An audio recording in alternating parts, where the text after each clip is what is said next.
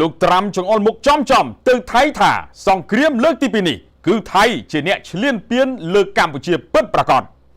លោកប្រធានាធិបតីអាមេរិកដូណាល់ត្រាំបានចង្អុលមុខចំទៅលើប្រទេសថៃថាជាអ្នកចាប់ផ្ដើមមុនក្នុងការបើកសមរភូមិសង្គ្រាមជុំទី2នេះសង្គ្រាមនេះពិតជាឈ្លានពានទៅលើទឹកដីប្រទេសកម្ពុជាមែន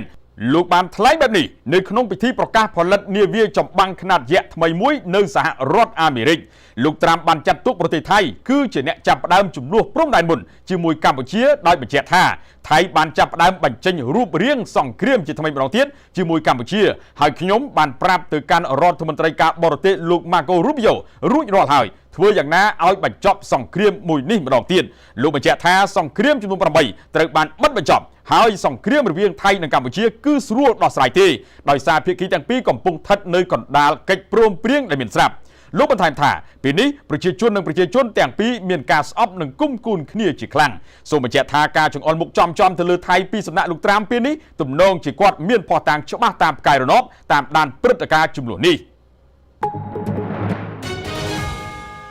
ប្រធានអាស៊ានឆ្នាំ2026ហ្វីលីពីនត្រៀមខ្លួនរួចហើយបន្តសម្របសម្រួលចំនួនព្រំដែនកម្ពុជាថៃ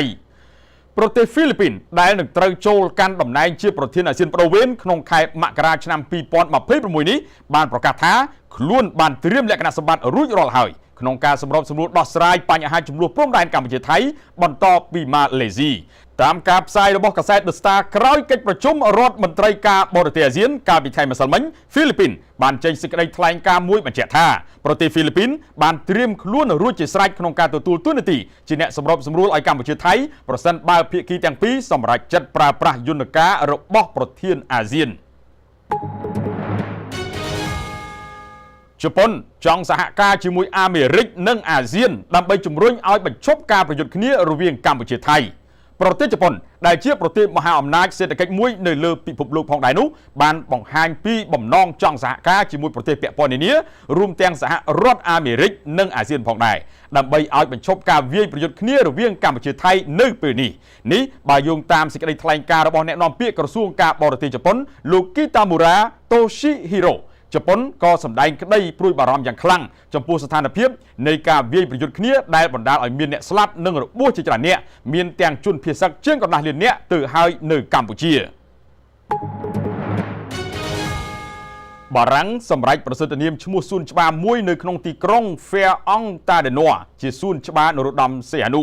ដោយសារតែ Fère-en-Tardenois គឺជាទីក្រុងប្រវត្តិសាស្ត្រនៃជំនួបចរចាជាលើកដំបូងរវាងព្រះករុណាព្រះមហាវីរក្សត្រនរោត្តមសីហនុជាមួយសម្ដេចតេជោហ៊ុនសែននៅឆ្នាំ1987បារាំងសម្រេចយកសួនច្បារមួយនៅក្នុងទីក្រុងនេះដាក់ឈ្មោះព្រះបរមរតនកោដ្ឋនេះបើតាមការឲ្យដឹងពីស្ថានឯកអគ្គរដ្ឋទូតកម្ពុជាប្រចាំប្រទេសបារាំងស្ថានទូតកម្ពុជាបញ្ជាក់ថាការប្រសិទ្ធនាមនេះគឺជាការរំលឹកដល់ចំណងមិត្តភាពជាប្រវត្តិសាស្ត្រដ៏ជ្រាលជ្រៅរវាងប្រទេសកម្ពុជានិងបារាំង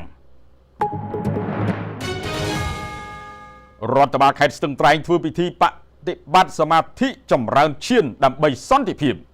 មន្ត្រីរាជការកងកម្លាំងប្រដាប់អាវុធព្រះសង្ឃសិស្សានុសិស្សនិងប្រជាពលរដ្ឋខេត្តស្ទឹងត្រែងប្រមាណ 5000 នាក់បានជួបជុំគ្នានៅទីលាននិជ័យមុខសាលាខេត្តកាលពីថ្ងៃម្សិលមិញដើម្បីសម្ដែងនូវការដឹងគុណដល់វីរៈកងទ័ពវីរៈនគរបាលជាតិដែលបានពលីជីវិតក្នុងបុព្វហេតុការពារជាតិមាតុភូមិកម្ពុជាថ្លែងក្នុងពិធីនេះលោកសសុពុត្រាអភិបាលខេត្តបានថ្លែងថាគោលបំណងស្នូលនៃពិធីនេះគឺដើម្បីឧទ្ទិសកុសលផលបុណ្យនិងបង្ហាញនូវសេចក្តីដឹងគុណដ៏ជ្រាលជ្រៅដល់វិញ្ញាណក្ខន្ធវីរៈកងទ័ពនិងវីរៈនគរបាលជាតិទាំងអស់ដែលបានលះបង់ជីវិតយ៉ាងក្លាហានក្នុងបុព្វហេតុការពារបូរណភាពទឹកដីនិងថែរក្សាសន្តិភាពជូនជាតិមាតុភូមិកម្ពុជាសូមអរគុណចំពោះការគាំទ្រហងមាសព័ត៌មាន Flash News